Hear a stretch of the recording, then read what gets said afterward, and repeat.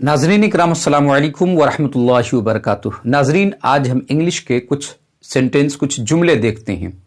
ऐसे जुमले जब हमें ये बयान करना होता है कि सर में दर्द हो रहा है या आधे सर में दर्द हो रहा है या दर्द से सर फटा जा रहा है, तो हम इंग्लिश में इसे कैसे बोलते हैं।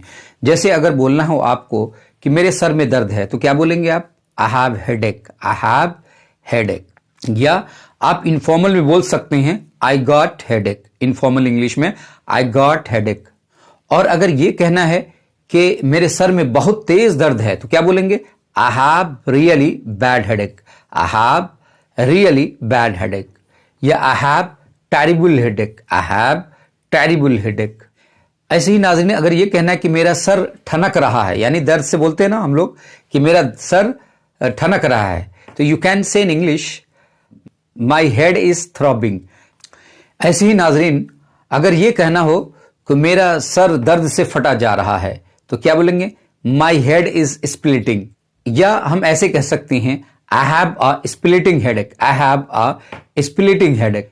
ऐसे ही अगर ये कहना है कि मेरे आधे सर में दर्द है, तो इंग्लिश में कैसे बोलेंगे? बोलेंगे I have cluster headache, I have cluster headache. ऐसी नाज़रीन, अगर ये कहना है कि मेरा सर घूम रहा है, मेरे सर में चक्कर आ रहा है, तब क्या बोलेंगे? तब बोलेंगे आई फील गिडी या I feel digi, I feel डिजी या आई फील गिडी। नाजरीन, ऐसी अगर ये कहना है कि मेरा जी मतला रहा है या मतली आ रही है, तो क्या बोलेंगे? कैसे बोलेंगे इंग्लिश में? तो बोलेंगे I feel like vomiting, I feel like vomit. या आई फील